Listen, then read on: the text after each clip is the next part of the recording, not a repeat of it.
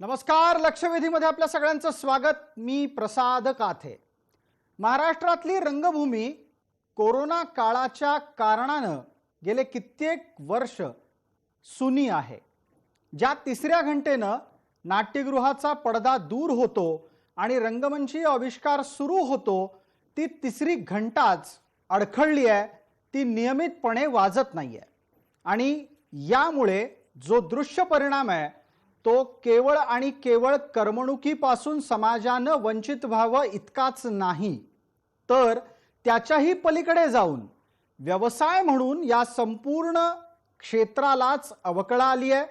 दुसऱ्या बाजूला संस्काराचं एक अत्यंत महत्त्वाचं माध्यम म्हणून रंगभूमीकडे पाहिलं जातं, त्या संस्काराच्या प्रक्रियेलाही खीळ बसलेली आहे. राज्य सरकारच्याकडून अर्थात महाराष्ट्रातल्या मविया सरकारच्याकडून रंगकर्मींना सानुग्रह अनुदान देण्याची घोषणा झाली, पण त्यासाठी रंगकर्मींना आंदोलन करावं लागलं. एका ठिकाणी नाही तर दोन ठिकाणी नाही तर त्याहीपेक्षा जास्त ठिकाणी रंगकर्मी महाराष्ट्रात रस्त्यावर आले आणि त्यांनी मविया सरकारकडे स्वतःचं गाऱ्हाणं ओरडत मांडलं. तेव्हा कुठे सरकारला जाग आली. पण त्याआधी कोरोना काळाच्या आडून लावलेल्या निर्बंधांमुळे रंगभूमीच्या कर्मचाऱ्यांची आणि बॅकस्टेज आर्टिस्टची जी दुरवस्था झाली, त्याबद्दल कुठल्याही प्रकारची सरकारची साधी एका वाक्याची एका शब्दाची संवेदना सुद्धा अद्याप व्यक्त झालेली नाही. महाराष्ट्रासारख्या राज्यात हे अत्यंत खेदजनक यासाठी आहे कारण महाराष्ट्राची रंगभूमी ही फक्त मनोरंजनाचंच कार्य आत्तापर्यंत करत आलेली नाही. रंगमंचाच्या माध्यमातून प्रबोधनाच्याही जबाबदारीचं यशस्वी भान महाराष्ट्राच्या रंगकर्मींनी पेललंय. त्याला बॅकस्टेज आर्टिस्ट अर्थात पडद्यामागच्या कर्मचाऱ्यांनी साथ दिलेली आहे आणि अनेक लेखक नाटककार यातून घडले आहेत. त्यातून समाजाची अभिरुची समृद्ध होण्याचंच काम झालंय. कोरोना काळात जशा अनेक गोष्टी थांबल्या, त्याचप्रमाणे रंगभूमीच्या माध्यमातून समाजाची अभिरुची जपण्याचं, ती संवर्धित करण्याचं काम सुद्धा अडखळलं. आता जर सगळंच खुलं होतंय, मुख्यमंत्र्यांच्या चेहऱ्याचा मास्क दूर झालाय, तर मग नाट्यगृहाचा पडदा का उघडत नाही असा रंगकर्मींचा सवाल आहे. आज त्या रंगकर्मींचीच बाजू आपल्या या चर्चेत मांडण्यासाठी, त्यांच्या प्रश्नाकडे सरकारचं अधिक लक्ष वेधण्यासाठी ही लक्षवेधीची चर्चा रंगकर्मी महाराष्ट्रात वाऱ्यावर.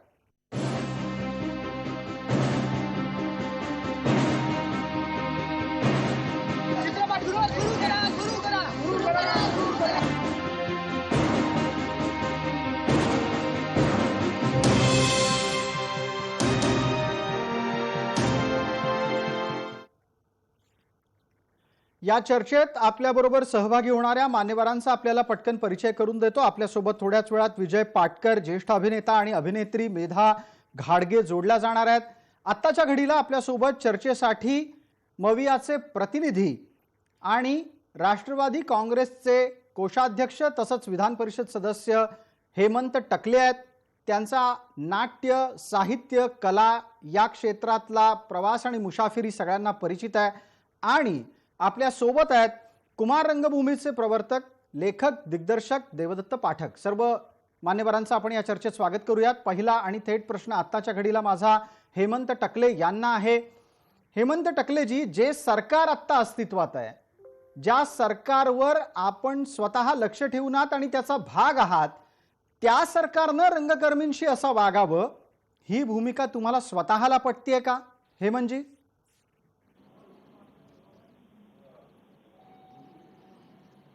आवाज गेला जी टकले साहेब, माझा प्रश्न पोहोचलाय आपल्यापर्यंत? नाही, जरा रिपीट करता परत प्लीज. जी, मी आपल्याला असं विचारू इच्छित होतो की ज्या सरकारचे आपण भाग आहात, त्या सरकारकडून रंगमंचाच्या कर्मचाऱ्यांकडे, एकूणच रंगभूमीकडे दुर्लक्ष होणं हे मनातून तुम्हाला पटतं का किंवा खटकतंय का? मी प्रांजळपणे आपल्याला सांगू शकतो की ते मला खरोखरी पटत नाहीये.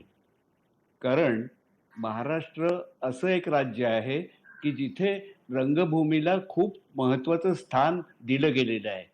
कदाचित महाराष्ट्र राज्याच्या स्थापनेच्या आधीपासूनच रंगकर्मी आणि महाराष्ट्र, मग त्या लोककला असतील किंवा नाटक असेल किंवा इतर काही गोष्टी असतील, म्हणजे कला प्रकार जे असतील, त्या सगळ्या रंगकर्मींशी महाराष्ट्राचं एक अतूट नातं आहे. कोरोनामुळे काही अडचणी आल्या, संकट आली, पण त्यामुळे या सगळ्या वर्गाकडे आणि त्या वर्गाच्या उपजीविकेकडे जे दुर्लक्ष झालेलं आहे, ते त्याचं मला व्यक्तिशः मनापासून दुःख होतं. आणि ह्या सरकारच्या माध्यमातून जे काही झालंय ते दुरुस्त करण्यासाठी लवकरात लवकर काय चांगलं करता येईल या दृष्टीने प्रयत्न करायला हवेत. आणि त्यासाठी रंगकर्मींना रस्त्यावर येऊन आपल्या मागण्या मांडाव्या लागल्या, यासारखी बाब महाराष्ट्रात घडू नये असंही मला वाटतं. पण त्यांच्या या सगळ्या समस्या मी अतिशय जवळून पाहिलेल्या आहेत, जाणलेल्या आहेत. आणि काय होऊ शकतं, म्हणजे केवळ रंगमंचावर थिएटरमध्ये नाटक करणं वेगळं, लोककलांच्या माध्यमातून ग्रामीण संस्कृतीमध्ये आपलं काम करणं वेगळं, आणि त्यावर आपली असणारी उपजीविका, हा सगळा कलाकारांसाठी एक जीवन मरणाचा प्रश्न जेव्हा तयार होतो, त्यावेळेला अधिक संवेदनशील रीतीने, अधिक चांगल्या पद्धतीने या रंगकर्मींच्या सगळ्या गोष्टींकडे शासनाने मायेने, प्रेमाने आणि तितक्याच आदराने बघितलं पाहिजे, अशी माझी स्वतःची भूमिका आहे. अशीच माझ्या तर पक्षाची हेमंत भूमिका टकलेजी, आहे. आपण आपल्या पद्धतीनं सरकारी पातळीवरची भूमिका मांडलीत, प्रांजळपणे हे मान्य केलं की जे होतंय ते योग्य नाही. आपल्यासोबत देवदत्त पाठक आहेत. देवदत्त पाठक हे बालरंगभूमी, कुमार रंगभूमी आणि त्याचबरोबर हौशी आणि प्रायोगिक तसंच व्यावसायिक रंगभूमीवरचं एक सर्व क्षेत्रातलं मुसाफिरी असलेलं नाव आहे. कुमार रंगभूमीचे प्रवर्तक आणि त्याचबरोबर कुमार रंगभूमी टिकावी याच्यासाठी कोरोना काळात ऑनलाईनच्या माध्यमातून पहिला नाट्यप्रयोग सादर करणारे आहेत. पाठक सर, आपण आमच्याशी तांत्रिकदृष्ट्या जोडले गेलेले आहात. माझा आवाज आपल्यापर्यंत पोहोचत असेल अशी माझी अपेक्षा आहे. आत्ताच्या घडीला टकले सर ज्या पद्धतीने म्हणाले की सरकार प्रयत्नशील आहे, ज्या वेदना रंगभूमीच्या लोकांच्या आहेत त्या तुम्ही आधी मांडाव्यात, त्यातल्या कितपत टकले सरांपर्यंत पोहोचलेल्या आहेत ते आपण नंतर विचारूच त्यांना. रंगभूमी कलाकार रस्त्यावरती येण्याची सुद्धा त्यांची भ्रांत नाहीये, अशी परिस्थिती आहे. रस्त्यावरती ते येतात आणि आंदोलन करतात, हा भाग वेगळा. तर ही अशा प्रकारची त्यांची भ्रांतच राहिली नाही. अन्न वस्त्र निवारा आणि या गोष्टी जर का त्यांना मिळू शकत नसतील वेळच्या वेळेला, तर काय कशा पद्धतीने रंगभूमी कला जगणार. आणि रंगभूमी कलेच्या माध्यमातून जर का लोकांचा जर का मनोरंजनाचा जर का फार मोठा सहभाग होत असेल निर्माण, आणि त्याही पेक्षा ज्या कारणासाठी रंगभूमी तयार झाली ते म्हणजे प्रबोधनाचं कार्य, तो ते प्रबोधन करण्याची सुद्धा लोकांची आजची भ्रांत नाही अशी परिस्थिती आहे. आणि काय पद्धतीने सरकार याकडे बघणार आहे. अजून आता जवळजवळ 2.5 वर्ष झाली, अजूनही तुम्ही लोकांना रस्त्यावरती आणण्याच्या पण अवस्थेमध्ये राहिले नाहीत. अशा परिस्थितीत सोडून देणार आहात का, हा माझा या सरकारला सवाल आहे. तर अशा पद्धतीने तुम्ही काहीतरी नुसतं आश्वासन, अनुदान, अनुग्रह ते पोचत तर नाहीच कधी. त्याला वर्षानुवर्ष आम्हाला खेटे घालावे लागतात. साधी मानधन सुद्धा आम्हाला वेळच्या वेळेला मिळत नाहीत. आमची जे काही महिन्याचे जे काही मानधन असतं ते सुद्धा आम्हाला मिळत नाही. अशी परिस्थिती असताना हे काय अशा पद्धतीने आम्हाला फक्त वाऱ्यावर सोडलेलं आहे. आणि फक्त रंगकर्मी आहे, आणि जे प्युअर रंगकर्मी आहेत, जे मालिकांमधून काम करतात, सिनेमांमधून काम करतात, त्यांचा भाग वेगळा, त्यांच्याबद्दल मी बोलू इच्छित नाही. पण जे प्रत्यक्ष फक्त नाटकाशी जोडलेले आहेत, नाट्यकलेशी जोडलेले आहेत, अशा लोकांनी काय करायचं, कुठं जायचं, त्यांची भ्रांत कोण भागवणार आहे, असा मला सरकारला सवाल आहे. मी आपल्याला मध्ये हस्तक्षेप करून एक मुद्दा इथे अजून नमूद करू इच्छितो चर्चेमध्ये. आपले बाकीचेही दोन चर्चेतले मान्यवर थोड्या वेळात जोडले जातीलच. बॅकस्टेज आर्टिस्ट अर्थात नाटक कला सादर होत असताना पडद्याच्या मागचे कलाकार सुद्धा संपूर्ण व्यवस्थेमध्ये महत्वाचे असतात. या कलाकारांची अवस्था काय आहे यावरही आपण प्रकाश टाका. थोड्याच वेळात विजय पाटकर बोलतीलच त्यावर. अजून बॅकस्टेज आर्टिस्ट जे आहेत ना, ते तर धुळीला निघालेत. मुख्य म्हणजे त्यांना रस्त्यावरती येऊन वडापाव विकायची वेळ आलेली आहे. पण ते वडापाव विकण्यासाठी लागणारं साहित्य पण, त्याच्यासाठी लागणारा पण पैसा नाही त्यांच्याकडे. तेवढा सुद्धा पुरेसा पैसा तुम्ही भांडवल म्हणून देऊ शकत नाही का या लोकांना, अशी परिस्थिती आहे. कोणीतरी आपलं स्नॅक्सचं टाकलंय, पण त्याला पण पैसा लागतो ना. हा पैसा सुद्धा त्यांच्याकडे नाहीये, अशी परिस्थिती आहे. आणि मग काय पद्धतीने ते जगणार? आणि उद्याच्याला जर का परत रंगभूमी झाली तर हे बॅकस्टेज आर्टिस्ट आपल्याला दिसणार आहेत का? किती जण यामध्ये अक्षरशः नामुष्कीने जगलेले आहेत आणि परत वर डोकं काढू शकत नाही अशी त्यांची परिस्थिती आहे. अशा वेळेला तुम्ही काय करणार आहात? हाच मला सवाल विचारायचा आहे या निमित्ताने या लोकांना. पाठक सर, तुमचं म्हणणं पोहोचलं. आपल्या सोबत विजय पाटकर तसंच मेधा घाडगे दोघंही जोडले गेले आहेत. विजयराव, आवाज येतोय? हो, येतोय. अगदी. आता विषय बॅकस्टेज आर्टिस्टच्या अनुषंगानं सुरू आहे, त्याच्याही पलीकडे जाऊन आपल्याकडून अशी अपेक्षा व्यक्त करतो की थेट मुद्द्याला हात घालून विचारतो, सरकार म्हणतं आम्ही सानुग्रह अनुदान दिलं, ते पुरेसं आहे का? त्यानं जखमेची खपली निघाली आहे की वेदनेवर फुंकर घातली आहे? खरं सांगायचं झालं तर हे 5,000 रुपये काय पुरवणारे नाहीये. आणि असं होत आहे की जोपर्यंत काम सुरू होत नाहीये तोपर्यंत हे खपलीला पण पुरणार नाहीये. कारण कामच सुरू पाटकरजी, व्हायला एकच मिनिट. पाहिजे. विजयराव, एकच मिनिट. आपल्या सोबत असलेल्या गेस्टचा माईकही ऑन आहे, त्याच्यामुळे तुम्ही जे बोलताय ते परत परत लोकांना ऐकायला जात आहे. आपल्या सोबतच्या गेस्ट असलेल्या मेधा घाडगेंना माझी विनंती की त्यांनी जोपर्यंत त्यांचं उत्तर सुरू होत नाही तेव्हा माईक बंद करावा.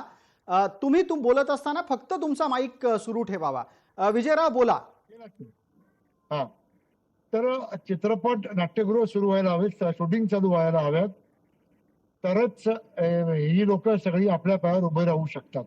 तर 5,000, 3,000, 2,000 काही देऊ शकत नाही, त्याने काही होणार नाहीये. तर आत्ताच म्हणजे तुम्हाला एक चांगली न्यूज देतो. आत्ताच मी हुशारी यायचं कारण मेघा आणि मी, आम्ही दोघेही अमित देशमुख, सांस्कृतिक मंत्री अमित देशमुख यांना भेटूनच तुमच्याकडे येत होतो, पण ट्रॅफिकमुळे आम्ही बाजूला कडेला थांबलोय आणि गाडीतून इंटरव्ह्यू. आपली चर्चा काय झाली? त्यांनी काही संवेदनशील आश्वासन दिलंय का वेळ मागितलाय?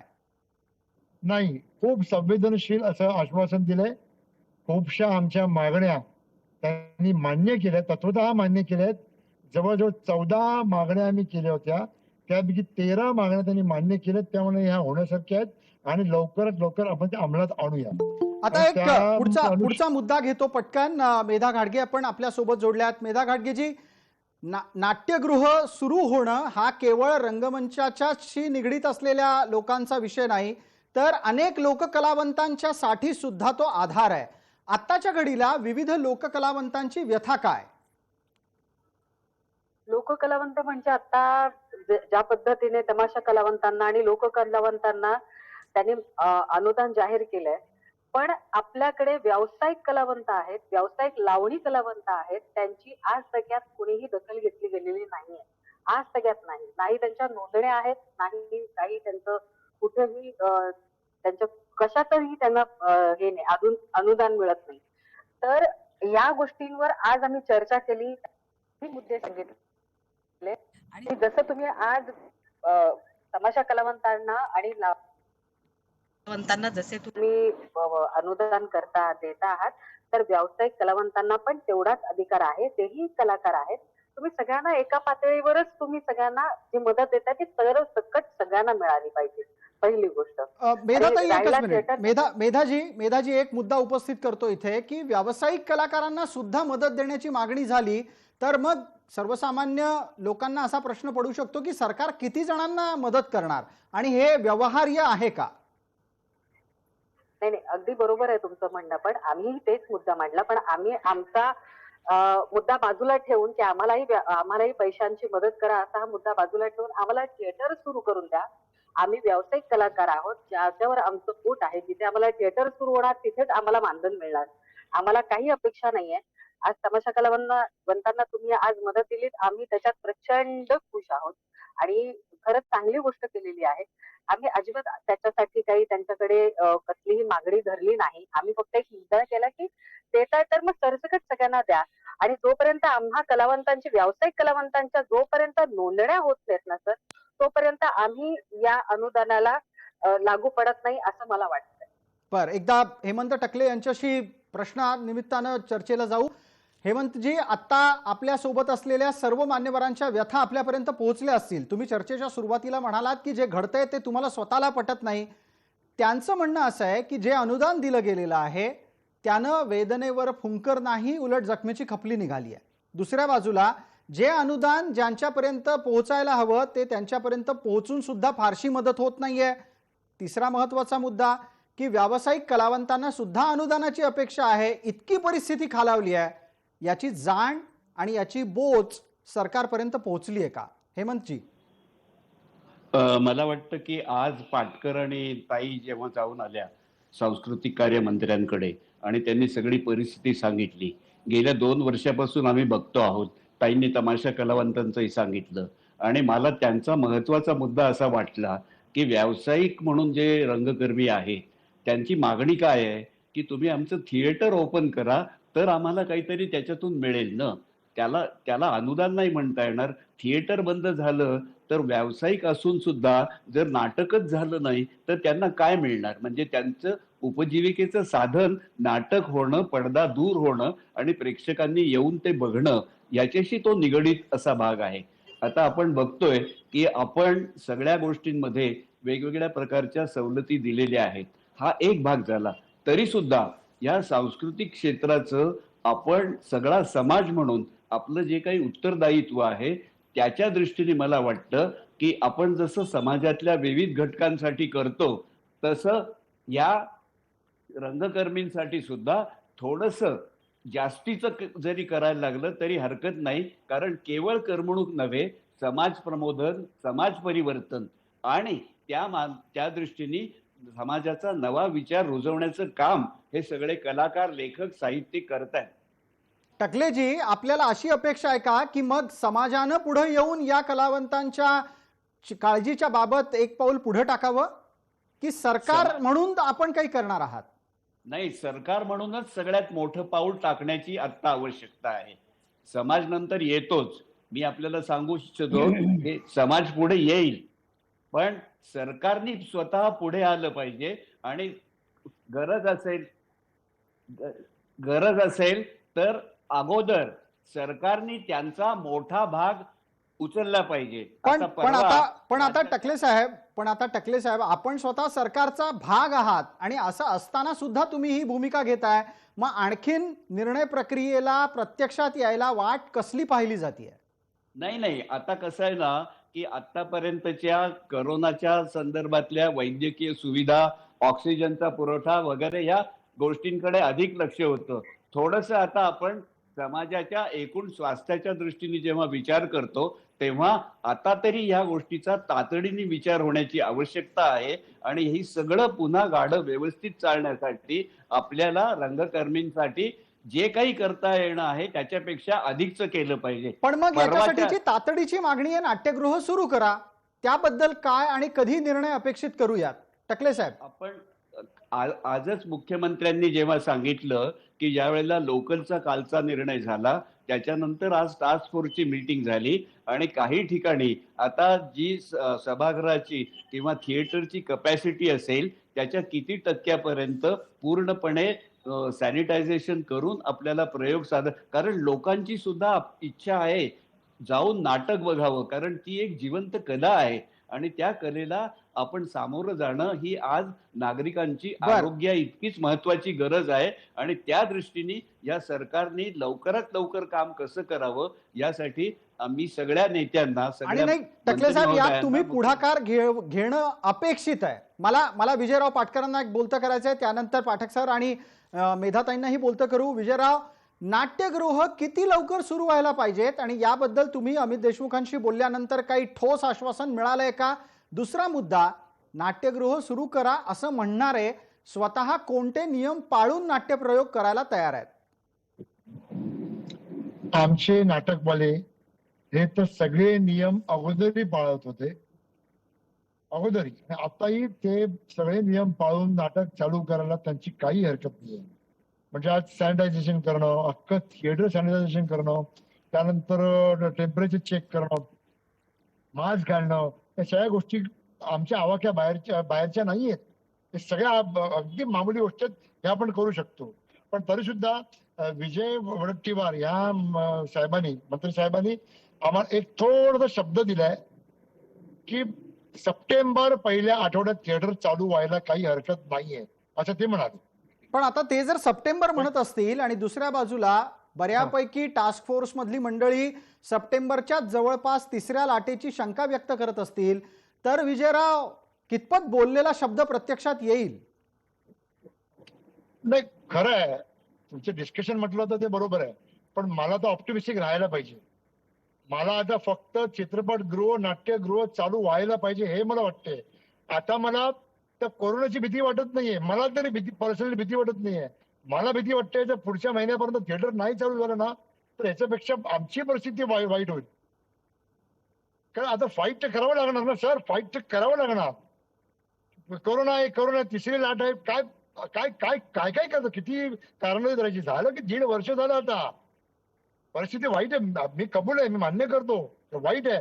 परत आली तर बंद करायला लागेल. मी तर म्हणतो सुरू करा, आणि परत त्रास झाला, काही झालं डेल्टा व्हेरियंट वगैरे जे काही आलं तर बंद करा परत, त्याला इलाज नाही. अगदी विजयराव, ज्या पद्धतीची वेदना आपण व्यक्त केली त्याच दरम्यान एकदा या विषयाला आणखीन गांभीर्य प्राप्त करून देण्यासाठी विचारतो, बॅकस्टेज आर्टिस्ट मधल्या किती लोकांचं दुर्दैवानं निधन झालं, त्यांना तुम्ही तुमच्या संघटनेकडून कुठली मदत केलीत?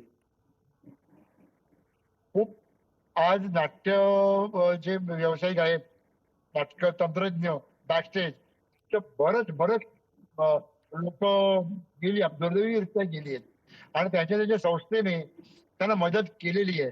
पण होतं काय, ती मदत असते ती तात्पुरती मदत असते. एखादा माणूस जर गेला तर अख्खं कुटुंब उद्ध्वस्त होतं, अख्खं कुटुंब, तर ती मदत नाही देऊ शकत. आणि त्यासाठी कुटुंबालाही मदत होऊ शकेल, लॉंग लास्टिंग मदत होऊ शकेल, कायमची मदत होऊ शकेल, यासाठी आम्ही आज अमित देशमुखांना भेटलो आणि आमची एक जी काय आयडिया आहे ती आम्ही सांगितलेली आहे त्यांना, ते कायमस्वरूपी आम्हाला त्यांना मदत होऊ शकते. यासाठी तर पाऊल उचलला पाहिजे. ही तात्पुरती मदत आयुष्यभर नाही पुरणार आहे. आता असं आपण पाऊल घ्यायला पाहिजे. 70-80 वर्ष हेच चाललेलं आहे. थोडीशी मदत करा मग प्रॉब्लेम होतो, मग थोडीशी मदत करा. कायमस्वरूपी आता गोष्टी व्हायला पाहिजेत. कायमस्वरूपी झाल्या तरच आपण एकमेकाला वाचवू शकू. अगदी अगदी मेघाताईंना विचारायचंय, लोककलावंतांच्यासाठी कायमस्वरूपी मदत करण्याची कुठली योजना आपल्याकडे तयार आहे का? तसा प्रस्ताव सरकारला दिलाय का?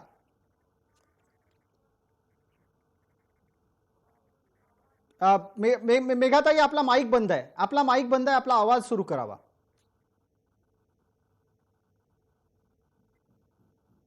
मागणी आम्ही अशी केलेली आहे की कायमस्वरूपी असेल, की आता त्यांच्या पेन्शन मध्ये आम्हाला वाढ हवी आहे, त्या एक गोष्टी आहेत. परत वयोवृद्ध कलाकारांचे तुम्ही 60 नंतरचं पालकत्व शासनाने घ्यायला हवं, ते आपण केलेलं आहे.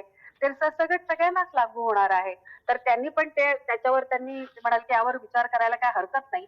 हॉस्पिटलचं पण आम्ही सांगितलं त्यांना की कलाकारांचं एक हॉस्पिटल असायला हवं, पण त्या हॉस्पिटलचं ते म्हणाले की इतकं आम्ही करू शकणार, आम्ही बघू, त्यांनी आश्वासन दिलंय. पण आम्ही जागेसाठी पण त्यांना सांगितलं की आम्हाला जागा अवेलेबल करून द्या, हॉस्पिटल आम्ही बांधतो सगळे मिळून, हेही आम्ही त्यांना सांगितलेलं आहे, जे कायम स्वरूपी असणार आहे. तर तेही त्यांनी मान्य केलेलं आहे. ते प्रायोरिटीवर घ्यायला ते म्हणाले की आम्ही मान्य करतोय, आणि हे लवकरात लवकर सगळ्यांसमोर येईल असं वाटतंय. त्याचा GR लवकरच येईल असं मला वाटतं. आपण ठेवलेल्या मागण्या सकारात्मकरित्या स्वीकारल्या जात आहेत असं या चर्चेतून दिसतंय. चर्चेच्या शेवटच्या टप्प्यामध्ये मी पाठक सरांना बोलतं करतो आणि एका आणखीन संवेदनशील विषयावर या निमित्तानं चर्चा आणतो. थोड्या वेळापूर्वी त्या मुद्द्याचा स्पर्श हेमंत टकले यांनी केला होता. तो विषय आहे संस्काराचा, प्रबोधनाचा.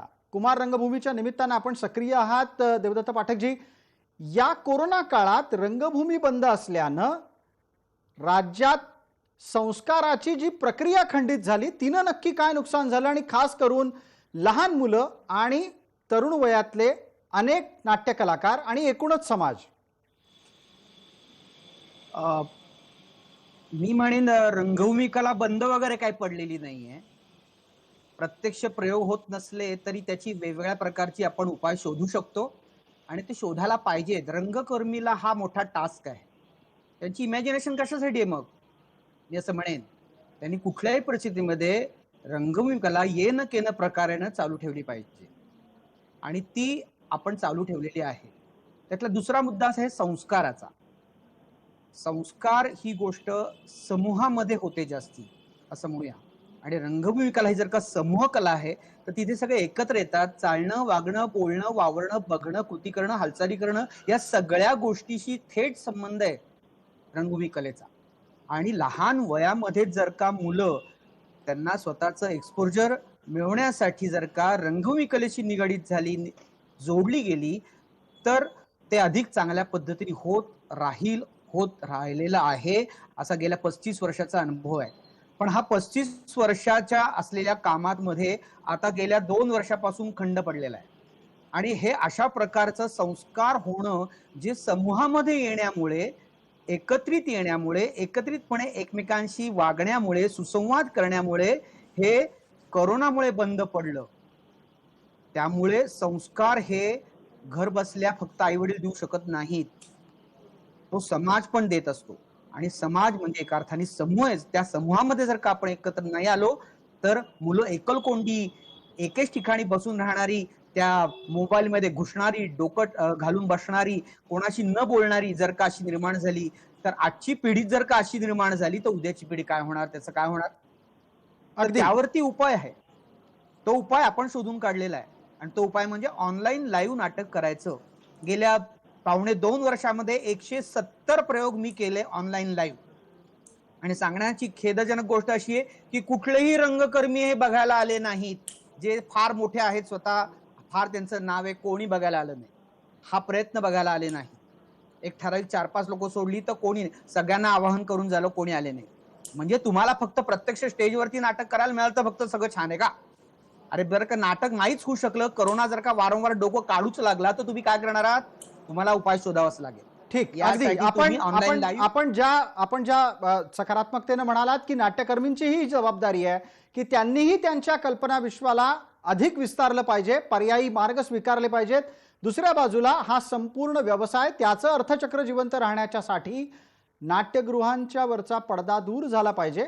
टकले यांनी थोड्या वेळापूर्वी अशी भूमिका मांडली. टकले साहेब म्हणाले आहेत की ते या प्रकरणी सकारात्मक राहतील. आणि विजय पाटकर तसंच मेधा घाडगे यांनी राज्याच्या सांस्कृतिक मंत्र्यांशी चर्चा करून सरकारकडून सकारात्मक आश्वासनं मिळवली आहेत. काय पुढे होतं त्याकडे आपलं बारीक लक्ष असणार आहे. तुर्तास या चर्चेत सहभागी झाल्याबद्दल आपल्या सर्व मान्यवरांचे आभार. सर्व प्रेक्षकांना जय महाराष्ट्र.